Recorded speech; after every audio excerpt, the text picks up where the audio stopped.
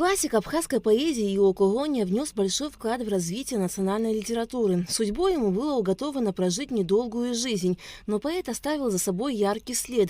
Ио Абасович Когония родился в селе Кутол. После окончания школы учился в Сухумской учительской семинарии, где его преподавателем был патриарх абхазской литературы Дмитрий Гулия. Активно участвовал в работе литературного кружка и издании рукописного журнала «Утренняя звезда». Ио Когония с детства интересовался устным народным творчеством, сказками, героическими сказаниями, народной поэзией, пословицами и поговорками. Впоследствии фольклорные материалы легли в основу его поэзии, в частности поэм. Ио Абасович начал писать в годы учебы в учительской семинарии, однако эти произведения не сохранились, как не сохранились его фольклорные записи. Печататься начал с 1920 года. Первая его статья «Насколько полезно образование» была опубликована в газете «Апсны». В том же году и опубликовано было первое стихотворение «Бедный вор». Его в народе называют, наши писатели современные называют абхазским Пушкиным. Сравнивают с величайшими поэтами мира. А еще Ио Когония остался в памяти как человек, который, имея талант, не имея материальных возможностей, столько достиг и всегда спешил, что и говорил, что у него не хватает времени. У него нет ни на что, не хватает времени. Так быстро и день проходит, и ночь проходит. Надо мне создавать, потому что это как-то свыше дано мне сказать обо всем.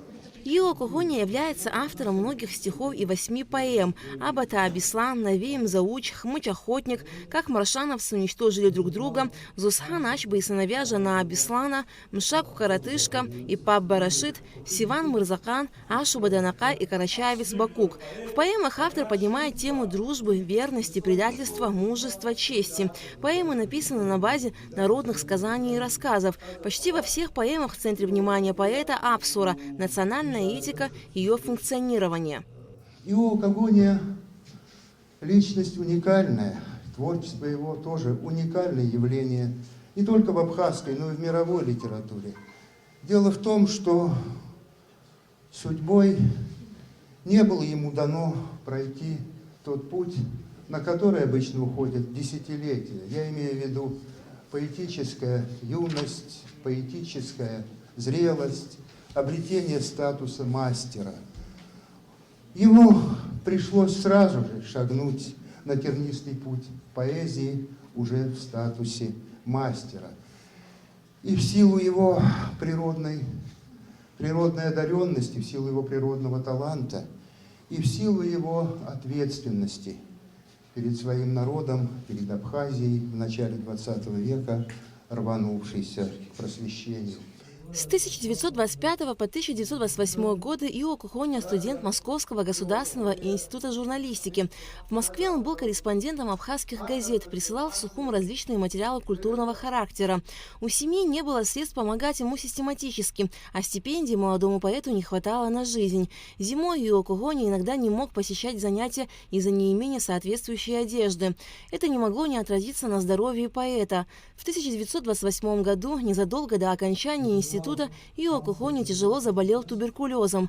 Врачи не смогли ему помочь. Он ушел из жизни в возрасте 24 лет. В его стихах нет ни страха перед надвигающейся смертью, нет ни какой-то такой фатальной обреченности и мрачности, а есть всего лишь такая светлая грусть, потому что, к сожалению, мало ему отпущено времени. А сделать он хотел в поэзии очень многое. И вот свидетельством тому еще одно такое небольшое его стихотворение. «Время движется, я мальчик, время движется.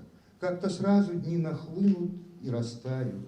Закрывается раскрашенная книжица, и мужчины из мальчишек вырастают. Время, время, ты куда несешься бешено? Так и падают секунды, часто-часто. Поторапливаешь конного и пешего, у меня крадешь минуту ежечасно. Ты бежишь себе неведомыми тропками, оставляя нам зарубки и пометки. Придержи, прошу, часы своей коробки. Сделай милость превеликую, помедли». При жизни Юо Когони вышел его сборник поэмы «Старинные рассказы».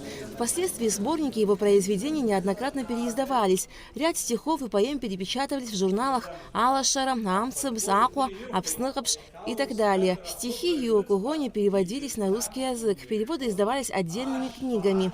Юо Когони ушел из жизни рано, но его звезда на небосклоне не только абхазской, но и мировой поэзии продолжает светить ярко, отмечалась на вечере памяти поэта.